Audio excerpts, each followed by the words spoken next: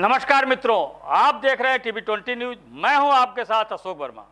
अपने अपने क्षेत्रों की खबरों को देखने के बने रहिए हमारे साथ। अब शुरुआत करते हैं आज की ताजा खबर।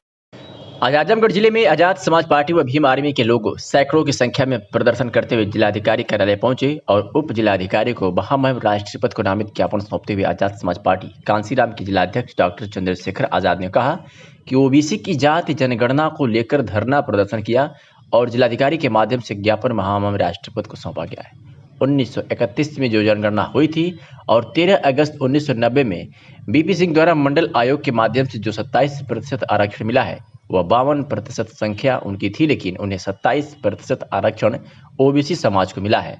पूरे मुल्क में वह भी 27% नहीं मिल पाता है। जाति जनगणना 2021 में फिर से कराई जाए, अन्यथा आजाद समाज पार्टी कांसीराम आगामी आंदोलन के अगले चरण में राष्ट्रीय व्यापी आंदोलन शुरू करने को बाध्य होगी।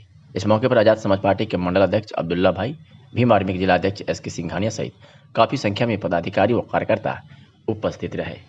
मीडिया से बातचीत में डॉक्टर चंद्रशेखर आजाद, जिला अध्यक्ष आजाद समाज पार्टी ने क्या कुछ कहा, सुनते हैं। सबसे पहले तो मैं आपकी न्यूज़ चैनल के माध्यम से मैं बाबा साहब डॉक्टर भीमराव अम्बेडकर और बहुजन समाज में जन्मे सभी संतों गुरुओं महापुरुषों को नमन करता हूं। और मैं आज़ाद समाज पार्टी का जिलाध्यक्ष डॉक्टर चंद्रशेखर आज़ाद और हमारे बीच में आदरणीय सम्मानित मंडल अध्यक्ष आज़ाद समाज पार्टी के अब्दुल्ला भाई और भीम आर्मी के जिलाध्यक्ष भाई एसके सिंघानिया साहब और हमारे बीच में आजमगढ़ के प्रभारी आजाद पार्टी के आप आए थे यहाँ पे। साहिल। मामला ये हमारा है कि हमने ओबीसी जाति जनगणना को लेकर के यहाँ धरना प्रदर्शन डीएम के माध्यम से और महामहिम राष्ट्रपति को ज्ञापन सौंपा गया है।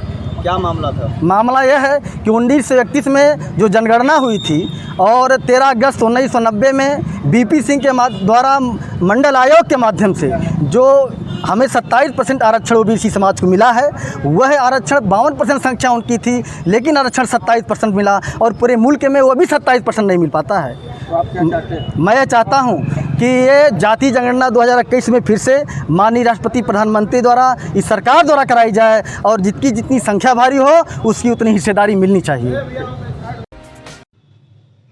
आजमगढ़ में आजमगढ़ पुलिस ने एक मुठभेड़ के दौरान 3 अभियुक्तों को गिरफ्तार किया है और उनके कब्जे से घटना में लूटी गई मृतक की मोबाइल, मोटरसाइकिल के पार्ट, एक अवैध चोरी की मोटरसाइकिल व एक तमंचा कारतूस बरामद किया गया है। बता दें कि 3 अगस्त को शमशेर पुत्र हातिम निवासी बड़ा द्वारिका कस्बा घोसी, थाना घोसी, जनपद मऊ ने थाना गंभीरपुर पर शिकायत दर्ज कराई थी कि मेरा भाई सट्टा पर गांव कमरावा में अब्दुल्ला के घर पर रोटी बनाने के लिए गया था। उसके साथ उसका साथी निजामू सहित कुल 8 लोग थे। कुछ अज्ञात लोगों द्वारा समय करीब 7 बजे रोटी बनाकर लौटते समय ग्राम खुर्रमपुर में गंभीरपुर आने वाली पक्की सड़क पर मेरे भाई को चाकू से मारकर हत्या कर दिया गया है। इसके संबंध में स्थानीय थाने पर मुकदमा पंजीकृत किया गया और पुलिस अधीक्षक जनपद आजमगढ़ सुधीर कुमार सिंह द्वारा तत्काल घटना का अनावरण हेतु कई टीमें गठित की गई, जिसके क्रम में अपर पुलिस अधीक्षक नगर पंकज पांडे के कुशल निर्देशन में तथा क्षेत्राधिकारी सदर के कुशल नेतृत्व में आज प्रभारी निरीक्षक गंभीरपुर ज्ञानो प्रिया के नेतृत्व में इन मुठभेड़ के दौरान इन तीनों अभियुक्तों को गिरफ्तार कर सलाखों के पीछे भेज दिया है।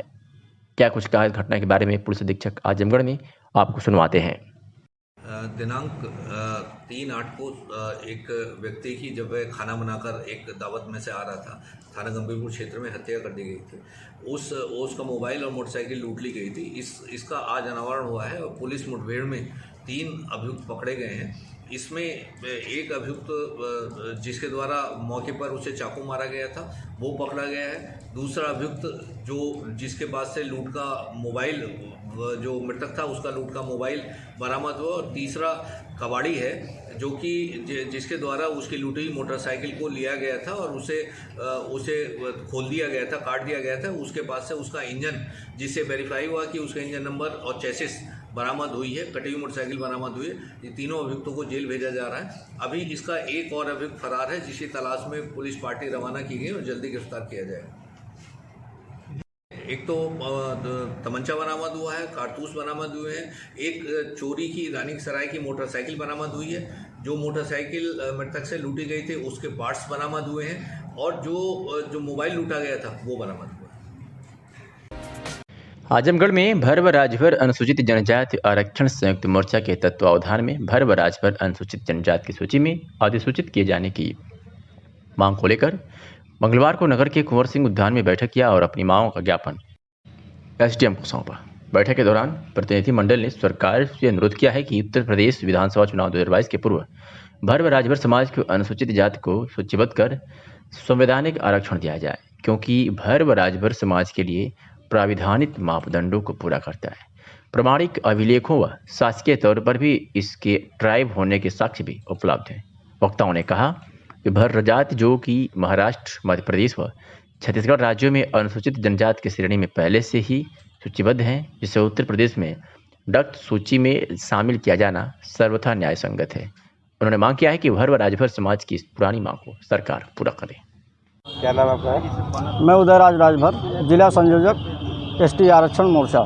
आज किस मांग को लेकर ज्ञापन दिया? अभी माननीय जिलाधिकारी महोदय के माध्यम से हमने मुख्यमंत्री का ध्यान आकृष्ट कराया है कि भर राजभर के समाज की दिशा और दशा दोनों बहुत खराब है, जिसके साक्ष्य में हमने सरकार को एक ज्ञापन दिया है मुख्यमंत्री के नाम से। क्या मांग किया है? मांग हमारी एसटी आरक्षण की है सर।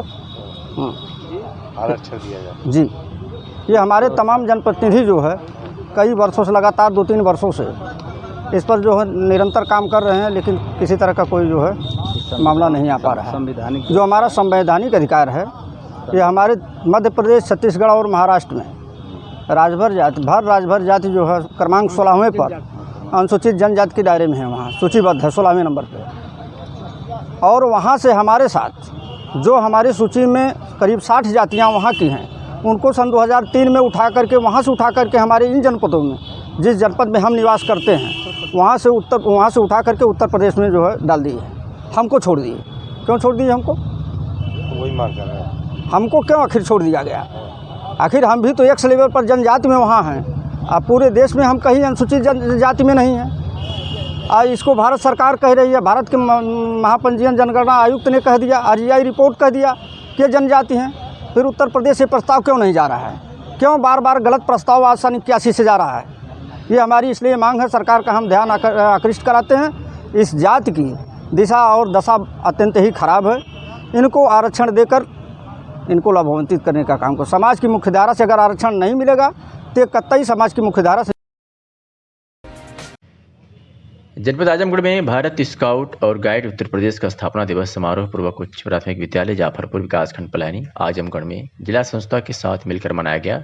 इसमें मुख्य रूप से अतिथि के रूप में बेचूराम यादव, सीनियर हिमालय ओडबैज उपस्थित रहे। कार्यक्रम कार्यान्वयन में उत्तर प्रदेश के सभी स्काउट गाइड संस्थापक, जिसमें Pandit Ram Vajpayee, Hridaynath Kunzru, Pandit Madan Mohan Malviya, doctor Annie Besant के चित्रों पर माल्यार्पण कर श्रद्धा सुमन अर्पित किया गया। कार्यक्रम में मुख्य रूप से स्काउट गाइड के बच्चों को पुरस्कृत किया गया। कार्यक्रम में मुख्य रूप से Dinesh Singh leader, tin scout, जिला स्काउट मास्टर आजमगढ़ व राम निवास यादव, जिला संगठन आयुक्त स्काउट सुनीता सिंह, जिला guide captain Azamgarh, scout master Vijay Kumar, प्रधानाध्यापक कांति राय सहित अन्य स्काउट मास्टर, गाइड कैप्टन आदि उपस्थित रहे। कार्यक्रम का आयोजन एवं संचालन Dinesh Singh leader, trainer scout, जिला प्रशिक्षण आयुक्त स्काउट द्वारा किया गया। आजमगढ़ के श्री राम जानकी मंदिर में आयोजित मंदिर कमेटी का गठन हुआ, जिसमें समस्त बाजारवासी की सर्वसम्मत से एवं संरक्षक मनसा प्रसाद सेठ के सानिध्य में अध्यक्ष अवधेश जायसवाल, महामंत्री सौरभ गुप्ता, सन्नी व कोषाध्यक्ष अमित गुप्ता को मनोनीत किया गया। अगली कड़ी में अध्यक्ष द्वारा कमेटी गठन एवं पदाधिकारियों की घोषणा कर दिया गया है। मीटिंग में प्रमुख रूप से आनंद गुप्ता, गोपाल, रजत गुप्ता, शिव मधेसिया, सुनील वर्मा, कपूरचंद, सैन चौरसिया, हरिश्चंद, प्रमोद वर्मा, रमेश गुप्ता, दिनेश प्रजापति, अंता प्रसाद, नितेश, श्रीराम, शिव वर्मा, रामजी, आशीष, अनुज, विवेक सहित तमाम लोग उपस्थित थे। आजमगढ़ में मंडलायुक्त विजय विश्वास पंत ने कहा है कि गांवों में विकास कार्यों की समीक्षा के दौरान प्राय कार्य मानक एवं गुणवत्ता के विपरीत पाए जाते हैं। इस प्रवृत्ति पर सख्ती से रोक लगाने हेतु जिलाधिकारी एवं मुख्य विकास अधिकारी गाँव का भ्रमण अवश्य करें तथा कार्यों की गुणवत्ता की जांच कराएं। यदि जांच में कार्य मानक एवं गुणवत्ता के विपरीत पाया जाता है तो संबंधित का उत्तरदायित्व निर्धारित कर धनराशि वसूली एवं विभागीय कार्रवाई की जाए। मंडलायुक्त श्री पंत ने अपने कैंप कार्यालय पर सोमवार को जूम ऐप के माध्यम से शासन द्वारा निर्धारित सर्वोच्च विकास प्राथमिकता से संबंधित कार्यक्रमों की समीक्षा कर रहे थे। इस दौरान उन्होंने मंडल के जनपदों में स्वास्थ्य सेवाओं को अधिक से अधिक सुगम और सरल बनाने हेतु स्वास्थ्य विभाग से संबंधित योजनाओं की विस्तृत समीक्षा किया। उन्होंने आजमगढ़ एवं मऊ में आयुष्मान कार्ड बनाने की प्रगति कम पाए जाने पर असंतोष व्यक्त करते हुए अभियान चलाकर अधिक से अधिक कार्ड बनाने हेतु संबंधित मुख्य चिकित्सा अधिकारियों को निर्देशित किया। उन्होंने निर्देश दिया कि स्वास्थ्य विभाग में जो भी उपकरण और मशीनें खराब हैं उसे तत्काल अनुबंधित फर्म के माध्यम से ठीक कराएं। आजमगढ़ से खबर है, जहां पुलिस लाइन आजमगढ़ के सभागार हाल में पुलिस उप महानिरीक्षक आजमगढ़ परिक्षेत्र आजमगढ़ अखिलेश कुमार की अध्यक्षता में जनपद के समस्त अधिकारीगण व थानों के प्रभारी निरीक्षकों के द्वारा 7 क्राइम मीटिंग किया गया, जिसमें डीआईजी द्वारा पेंडिंग विवेचना अपराध व अपराधियों पर अंकुश लगाने के संबंध में मीटिंग की गई तथा संबंधित को आवश्यक कार्रवाई निर्देशित किया गया। इस मौके पर पुलिस अधीक्षक आजमगढ़ सुधीर कुमार सिंह, अपर पुलिस अधीक्षक नगर पंकज कुमार पांडे, अपर पुलिस अधीक्षक ग्रामीण सिद्धार्थ व जनपद के समस्त चित्राधिकारी व थाना प्रभारी मौजूद रहे। सकड़ी तहसील के उत्तर में बहने वाली घाघरा में बाढ़ आ जाने से जहां लोगों को काफ़ी परेशानियों का सामना करना पड़ता है, बाढ़ से घिरे लोगों को एक स्थान से दूसरे स्थान तक जाने का सिर्फ एक ही साधन नाव रहती है। बाढ़ पीड़ितों को खाने पीने से लेकर दवा के लिए जाने के लिए मात्र एक ही साधन रहता है, जो समय से नाव उपलब्ध होने के कारण लोगों को काफ़ी परेशानियों का सामना करना पड़ता है। लोगों को परेशानियों का सामना ना करना पड़े, इसको देखते हुए भारत परिषद के प्रदेश महासचिव बेचू यादव ने आज अपनी तरफ से बाढ़ प्रभावित क्षेत्र अराजी अजगरा मकरवी पहुंचकर लालसा यादव के नेतृत्व में ग्रामीणों को एक नाव सौंपी। आपको बताते चलें कि भारत परिषद के प्रदेश महासचिव बेचू यादव दौरांचल में जब भी घाघरा अपना तांडव करती है, लोगों की उपजाऊ जमीनें कट रही है, लोगों का वो घाघरा की मुख्य धारा में विलीन हो रहा है। बेचू यादव बाढ़ पीड़ितों के साथ खड़े नजर आते हैं। स्वयं नाव में सवार होकर लोगों के घर जाकर लोगों को हाल चाल लेते हैं, जो हो सके हर संभव मदद करते हैं। मीडिया से बातचीत के दौरान बेचू यादव ने कहा कि पिछली बार के दौरान जब मैं दौरांचल के लोगों के बीच पहुंचा तो बीमार लोगों को दवा लेने के लिए घंटों नाव का इंतजार करना पड़ता था। इन लोगों के दुख दर्द को देखते हुए मैंने अपनी तरफ से ग्रामीणों को नाव उपलब्ध कराई है। आगे भी हम बाढ़ पीड़ितों के लिए हर संभव मदद को तैयार रहेंगे। कहाँ के रहने वाले हैं? आज आपके क्षेत्र में नाव बांटी जा रही है, नाव बांटी आप लोगों को मिला है, कैसा लग रहा है आप लोगों को? ठीक लग रहा है। अच्छा, कितना लाभ मिलेगा इससे? लाभ खाली जनता की खातिर, हमके सेवा खातिर मिले थे, या सेवा खातिर है। अच्छा। और उसको हमको सरकारी नाव नहीं चाहिए, न सरकार के हमसे पैसा चाहिए जी। नैया आपके सबूत कैले हुआ? हाँ। भाड़ा उड़ा ना लेबा दूसरे से? नहीं, फ्री रहिए। हम फ्री बेचू वाली। ठीक, सरकारी सुविधा क्यों नहीं चाहिए? संगठन पे इतना भरोसा? संगठन का इतना भरोसा है, संगठन के हमको न लाई चाहिए न बतासा चाहिए, हमके खाली ये जनता के सेवा चाहिए। वाह। आजमगढ़ से खबर है, जहां राजघाट पर गैस आधारित सौदा मशीन लगाने के अभियान में लगे भारत रक्षा दल ने आज शमशान घाट पर सौदा गृह निर्माण का शिलान्यास करवाया। इस अवसर पर उपस्थित कार्यकर्ताओं ने कहा कि राजघाट पर ज़्यादा संख्या में मृतक शरीरदाह संस्कार के लिए लाए जाने लगे हैं। लोगों को दाह संस्कार करने में काफ़ी परेशानी होती है। बड़े महानगरों में सौदा गृह लगे हैं, लेकिन अब उसकी आवश्यकता यहाँ भी होने लगी है। इस आवश्यकता और लोगों की ज़रूरतों को समझते हुए हम लोगों ने यहाँ पर गैस आधारित सौदा मशीन बनाने की योजना बना ली थी। इस मशीन लगाने में 26-27 लाख खर्च होने वाला है। यह सारा खर्च जन सहयोग से होना है। इसके लिए आम जनता ने पहल करना भी शुरू कर दिया है। कुछ ही महीनों में यहाँ पर गैस आधारित अंत्येष्टि मशीन काम करने लगेगी। इस मशीन से दाह संस्कार करने में 40 से 50 मिनट का समय, 14 किलोग्राम गैस का खर्च और वायु व जल प्रदूषण पर नियंत्रण, पेड़ों का कटान में कमी होने से पर्यावरण को फायदा होगा। मृतक शरीर के वजन का मात्र 5% राख निकलेगी, जिससे मृतक के परिजन 30 मिनट बाद ले जा सकते हैं। आज के कार्यक्रम में भारत रक्षा दल के सैकड़ों कार्यकर्ता उपस्थित रहे। इसका शिलान्यास अनूप कुमार श्रीवास्तव, पूर्व आयुक्त IRS doctor YM Salmani, brigadier Anil, brigadier Pradeep Kumar तथा आजमगढ़ के प्रमुख समाजसेवी राम सकल पटेल उपस्थित रहे। आपका परिचय? रिकेश विक्रम श्रीवास्तव, प्रदेश अध्यक्ष भारत रक्षा दल। आज हम लोगों की बहुत दिन से इच्छा थी और एक तरह से जरूरत भी है आजमगढ़ में राजघाट पे सौदागृह की। तो विद्युत सौदागृह बनाने में ढेर सारी समस्याएं हैं, प्रॉब्लम्स हैं और थोड़ा सा ज़्यादा कॉस्टली भी है। तो आजमगढ़ की समस्या और इसकी परिस्थिति को देखते हुए हम लोगों ने गैस आधारित सौदागृह प्लांट की सारी तैयारी कर ली है। इंजीनियर और कंपनी के मालिकों से संपर्क कर लिया है। आज कई दिनों से ये टल रहा था मामला, आज हम लोगों ने उसका शिलान्यास करा दिया है और आज के बाद से यहाँ का काम शुरू होगा। और ये गैस प्लांट आधारित जो मशीन लग जाने से जनता को काफ़ी फ़ायदा होगा। सौदा में 40 से 50 मिनट का समय होगा, 14-15 किलो गैस खर्च होगा और वायु व जल प्रदूषण वगैरह, नदी तमसा हमारी माँ है, ये सुरक्षित और रहेगी। लकड़ियाँ ढेर सारी इसमें गिरेंगी नहीं, राख कम गिरेगी। और जो मृतक बॉडी का वजन होता है उससे 5% शरीर की राख निकलेगी। और पेड़, जो एक पेड़ बनने में, लकड़ी बनने में कई साल लग जाते हैं, पेड़ की कटान रुकेगी, वायु प्रदूषण रुकेगा। और इन सब सारी चीज़ों को देखते हुए आने वाले समय की डिमांड कह लिया जाए, आज से भारत रक्षा दल ने जनता के सहयोग से, हम लोगों के जो शुभचिंतक हैं, सहयोगी हैं और आजमगढ़ के लोगों की ज़रूरत है, उनके बदौलत ये यहाँ पे गैस आधारित सौदागरी जल्दी ही तैयार हो जाएगा। आज से उसी का शुभारम्भ किए हम लोग। आजमगढ़ के मुबारकपुर में आजमगढ़ के सांसद एवं समाजवादी पार्टी के राष्ट्रीय अध्यक्ष अखिलेश यादव के आजमगढ़ में मंगलवार को चाचा शिवपाल सिंह यादव की पार्टी ने 2022 के लिए हुंकार भरी है। मुबारकपुर विधानसभा में बूथ स्तर तक कमेटी गठित कर चुनावी रणनीति तय करने के लिए प्रसपा ने सम्मेलन किया। सम्मेलन में मुबारकपुर विधानसभा से एक बार सपा विधायक रह चुके प्रसपा के नेता रामदर्शन मुख्य अतिथि के रूप में शामिल रहे। प्रसपा नेता रामदर्शन यादव ने कहा कि प्रगतिशील समाजवादी पार्टी पूरी तैयारी के साथ पूरे यूपी में चुनाव लड़ेगी। उन्होंने कहा कि महंगाई, बेरोजगारी, भ्रष्टाचार में जनता को धकेलने वाली भाजपा सरकार को इस बार जनता जवाब देने के लिए तैयार है। लक्ष्य 2022 की तैयारी के लिए ही आज यहां पार्टी के समर्थक प्रधान से लेकर बीडीसी और उनके कट्टर समर्थक जुटे हुए हैं। सम्मेलन में बूथ स्तर तक की तैयारी को लेकर रणनीति बनाई जा रही है। अन्य दलों के गठबंधन के सवाल पर पूर्व विधायक रामदर्शन यादव ने कहा कि पार्टी के राष्ट्रीय अध्यक्ष शिवपाल सिंह यादव भाजपा को हराने के लिए गठबंधन चाहते हैं। अगर गठबंधन नहीं होता है तो प्रसपा पूरे यूपी में अकेले चुनाव लड़ने को तैयार है। जी बताएं, आज किस तरह का कार्यक्रम था? हम लोगों का प्रगतिशील समाजवादी पार्टी का मुबारकपुर विधानसभा क्षेत्र का एक कार्यकर्ता सम्मेलन है। उस कार्यकर्ता सम्मेलन में हमारे विधानसभा क्षेत्र मुबारकपुर के सभी कार्यकर्ता, हमारे बूथों तक के साथी इसमें आए हुए हैं।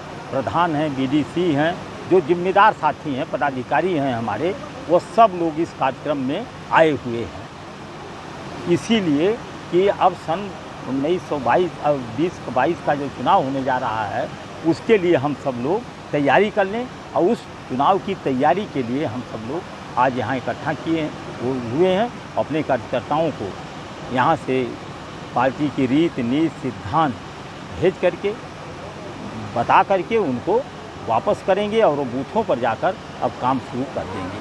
प्रगतिशील समाजवादी पार्टी अपने दम पे अकेले चुनाव लड़ेगी या अभी कोई गठबंधन? हमारी पार्टी का निर्देश, वो तो चाहती है कि भारतीय जनता पार्टी को हटाने के लिए हम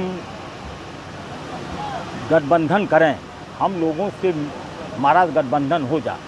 लेकिन अगर किसी भी परिस्थितियों में चुनाव नहीं गठबंधन हुआ तो प्रगतिशील समाजवादी पार्टी अकेले भी चुनाव लड़ने के लिए सभी सीटों पर उत्तर प्रदेश में तैयार है। आजमगढ़ में आगामी रक्षाबंधन पर्व पर आम जनमानस को सुरक्षित खाद्य एवं पेय पदार्थ उपलब्ध कराने हेतु जिलाधिकारी द्वारा खाद्य सुरक्षा एवं औषधि प्रशासन विभाग को नियमित प्रवर्तन कार्रवाई करने के निर्देश निर्गत किए गए हैं। इसके क्रम में खाद्य सुरक्षा अधिकारियों द्वारा आज शिकायत के आधार पर फेमस बेकरी पर छापा मारकर केक एवं रस्क के 2 नमूने तथा कैफे पर 24, हाफिजपुर से पनीर का 1, इस प्रकार कुल 3 नमूने जांच संग्रहित कर क्षेत्रीय जन विश्लेषक प्रयोगशाला को प्रेषित किया गया है, जिसकी जांच रिपोर्ट प्राप्त होने पर खाद्य सुरक्षा एवं मानक अधिनियम 2006 की सुसंगत प्रावधानों के तहत कार्रवाई की जाएगी। आजमगढ़ जिले के जैनपुर नगर पंचायत में स्थित सेंट जेवियर पब्लिक स्कूल आज लंबे समय बाद खुला तो उत्सुकता में काफी छात्र समय से पहले ही पहुंच चुके हैं। वही लंबे समय बाद स्कूल खोलने के कारण मंगलवार को बच्चों ने यूनिफॉर्म को चकाचक करके पहनी हुई थी। स्कूल में 25% बच्चे स्कूल पहुंचे। बता दें कि सेंट जेवियर स्कूल में बच्चों को 2 गज की दूरी पर बैठाया गया था। स्कूल में 25% बच्चे ही स्कूल पहुंचे। मंगलवार को स्कूल खोलने पर प्रशासन की गाइडलाइन का विधिवत ध्यान रखा गया। वही स्कूलों में बच्चों ने प्रार्थना के साथ दिन की शुरुआत की। सेंट जेवियर स्कूल के प्रिंसिपल संजय कुमार राय से बातचीत की तो उन्होंने कहा कि 25% बच्चे ही पहले दिन स्कूल पहुंचे हैं। सरकार की गाइडलाइन के अनुसार जो बच्चे नहीं आना चाहते हैं उनको घर पर ही ऑनलाइन पढ़ाया जा रहा है। वही स्कूल के छात्र छात्राएं खुशी खुशी स्कूल के गेट के अंदर जब अपने क्लासमेट व टीचर से मिले तो उनकी मुस्कान देखने लायक थी। और जब छात्र छात्राओं से बातचीत की तो उन्होंने बड़े ही प्यार से कहा कि कोरोना समय में जो मुश्किलें हमने घर में रहकर देखी है, अब शुक्र है भगवान का कि हमारे स्कूल खुले हैं और हम पढ़ने के लिए आए हैं। नाम क्या है आपका? अभी जो है पहले जो है काफ़ी दिनों तक जो है आपका स्कूल बंद था, अभी आप लोग स्कूल में आए हैं तो कैसा लग रहा है आप लोग को? अच्छा लग रहा है यहाँ पे? हाँ, स्कूल खुलने के बाद बहुत अच्छा लग रहा है। लेकिन कोरोना काल था, चल रहा था, उसमें आप लोग कुछ डर वैसा कुछ लग रहा है यहाँ पे? नहीं, हमारे स्कूल ने हमें बहुत सपोर्ट किया। वो ऑनलाइन क्लासेस के दौरान हमेशा हमसे कहते थे कि इसमें डरने की ज़रूरत नहीं है, सिर्फ प्रिकॉशंस और खुद की सेफ्टी का ख्याल रखने की ज़रूरत है। तो पहले जो है ऑनलाइन क्लासेस बहुत सारे जगह पे चलते थे, आप अभी पढ़ते थे, लेकिन आपको क्या लगता है बेटर कि ये नॉर्मल क्लास अच्छा है कि मतलब कि ऑनलाइन क्लास ठीक है? नहीं, ऑफलाइन क्लासेस मच बेटर है क्योंकि इसमें हम टीचर से डायरेक्ट इंटरेक्शंस करते हैं और उनसे डायरेक्ट क्वेश्चंस भी पूछ सकते हैं, जो कि हमारे लिए बहुत ज़्यादा ईजी होता है। किस क्लास में आप पढ़ते हो? और मैं क्लास 11th में हूँ। ठीक है। आजमगढ़ के बिलरियागंज में स्थित प्राथमिक विद्यालय तेजपुर में अमृत महोत्सव कार्यक्रम के तहत काव्य गोष्ठी का आयोजन किया गया। कार्यक्रम की शुरुआत मुख्य अतिथि घनश्याम सिंह पटेल द्वारा मां शारदे के चित्र पर माल्यार्पण से हुई। तत्पश्चात गीतकार विजेंद्र प्रताप श्रीवास्तव द्वारा सरस्वती वंदना, जयति जयति माँ जयति सारथी, वीणा वादनी, नवल राग दे प्रस्तुत की गई। कवि महेंद्र मृदुल ने ऐ वतन तू गुलिस्ता की वो फूल हो, देख तुझको कयामत तरसती रही, अपनी गजल से वाहवाही लूटी। गीतकार जय हिंद सिंह हिंद ने देश हमारा सबसे प्यारा हिंदुस्तान जिंदाबाद रहिए सदा आबाद रहे सुनाकर श्रोताओं में जोश भर दिया। कवि दिनेश कनौजिया द्वारा हम भारत के केसरी जवान बानी, भारत माता के अजरा किसान बानी सुनाकर वाहवाही लूटी। सोचे जिस दिन बनी पशु बना आदमी, कवि विजय प्रताप यादव ने सुनाकर सबको सोचने पर मजबूर कर दिया। कवि रोहित ने देखते देखते क्या असर हो गया, गांव था जो मेरा अब शहर हो गया, महफिल की लूटी महू में पधारी आशा साहनी द्वारा जाने कितने कस्में वादे खाते हैं मर मिटने की, बोलो सच में यही भाव क्या रख पाते हो दिल में सुनाया गया। गजलकार राजनाथ राज ने चलो फिर से उजड़ा घरौदा बनाए, तिनका चलो चुन के लाए सुनाकर क्षमा बांध दिया। कवि राजकुमार आशीर्वाद ने अपनी रोज रचना से जोश भर दिया। हास्य कवि शैलेंद्र राय अटपट ने ससुरे में बहुत सुतारबा सजना गंवार बायना सुनाकर लोटपोट कर दिया।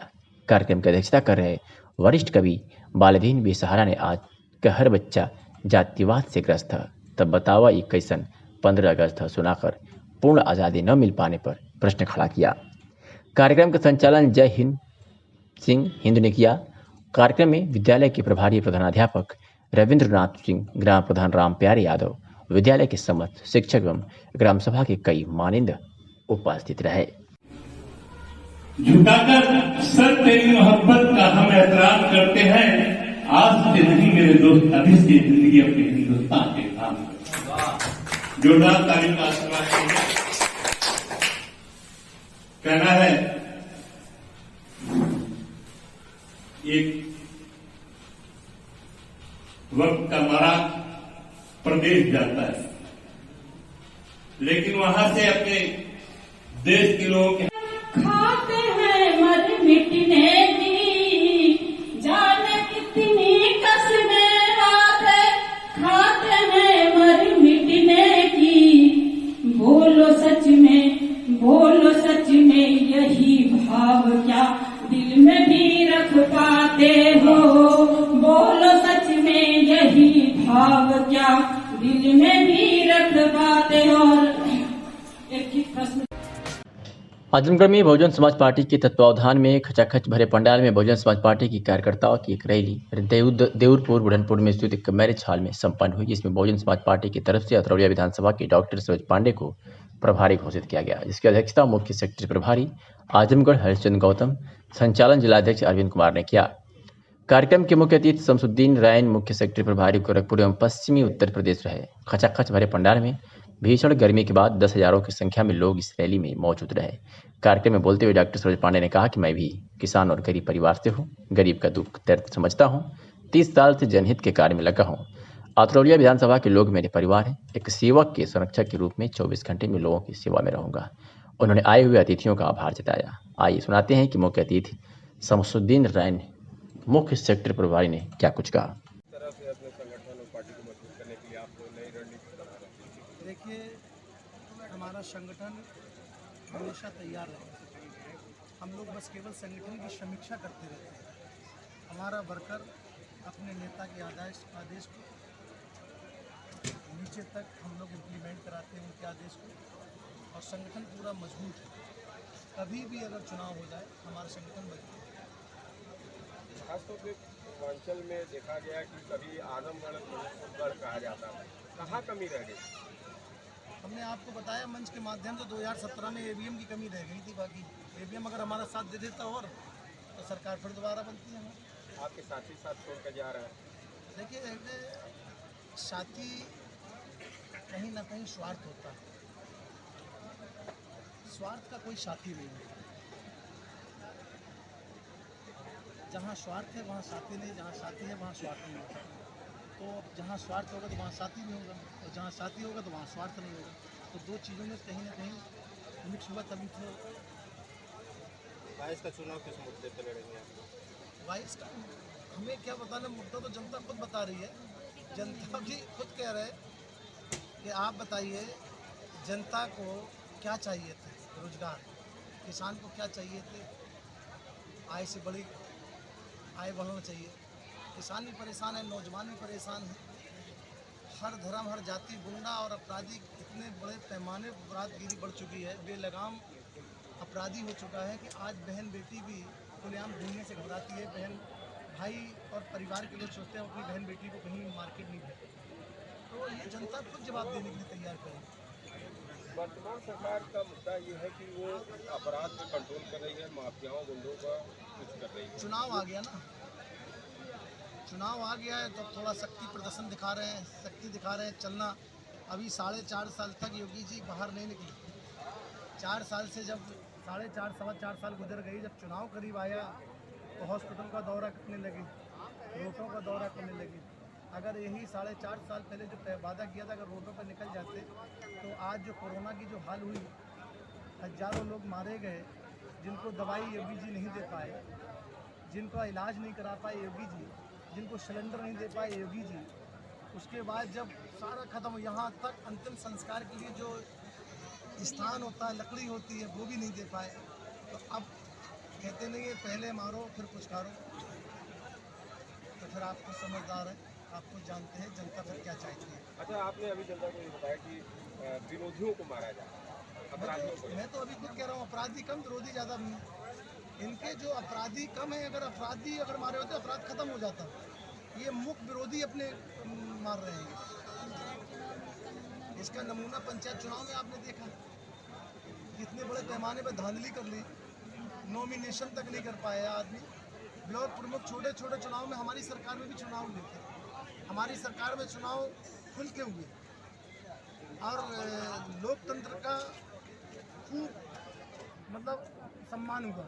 लेकिन आज तो लोकतंत्र कहाँ बचा, लोकतंत्र अपमान हो रहा है। जो पढ़े लिखे एजुकेटेड लोग हैं, समझदार पॉलिटिकल हैं, वो भी कह रहे हैं कि लोकतंत्र क्या किस तरीके से भारतीय जनता पार्टी ले जा रही है, लोकतंत्र खत्म कर दिया।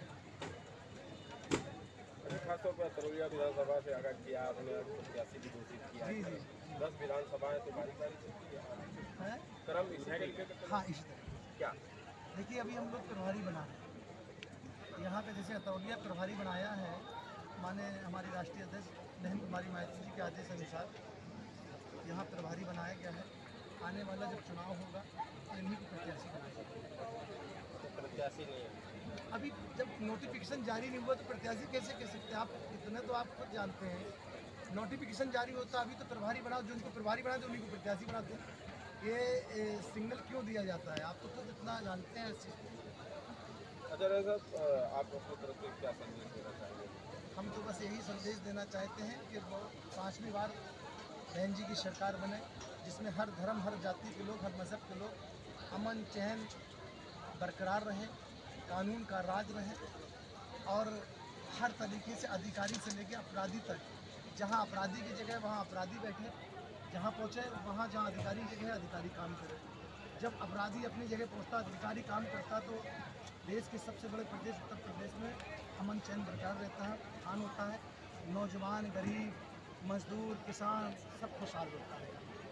ये हर धर्म के लोग खुशहाल रहते हैं, यही हम लोग चाहते हैं, यही संदेश देना चाहते हैं। हमारी नेता का भी यही आदेश है और यही उनका पैगाम भी है कि उत्तर प्रदेश के अंदर ऐसा पैगाम दो कि सर समाज के लोग भाईचारे से रहें, अमन चैन बरकरार रहे।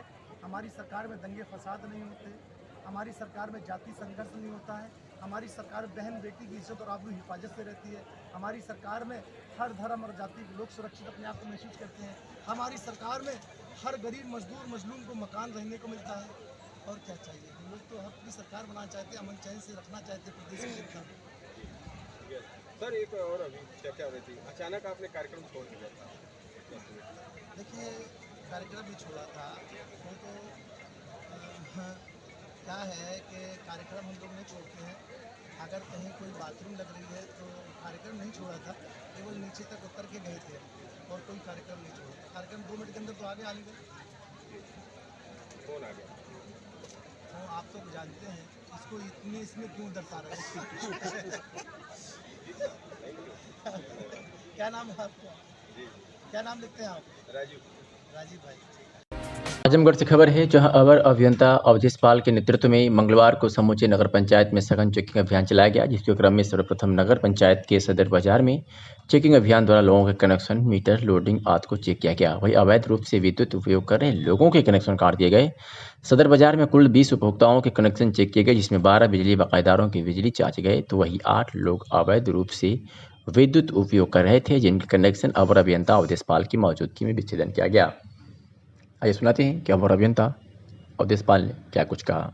बिजली चेकिंग अभियान चल रहा था, ये क्या हाँ, इसमें आज लगभग 20 कनेक्शन चेक किए गए, जिसमें से 12 कनेक्शन बकायेदार थे, उसमें से लगभग 8 कनेक्शन काटे गए हैं और जो डबल तरफ से लाइन खींचे थे दो तरफ से, उनकी केबल काटी गई है। मीटर बाईपास करके चला रहे थे, उनके ऊपर कार्रवाई बिजली अधिनियम के तहत की जाएगी।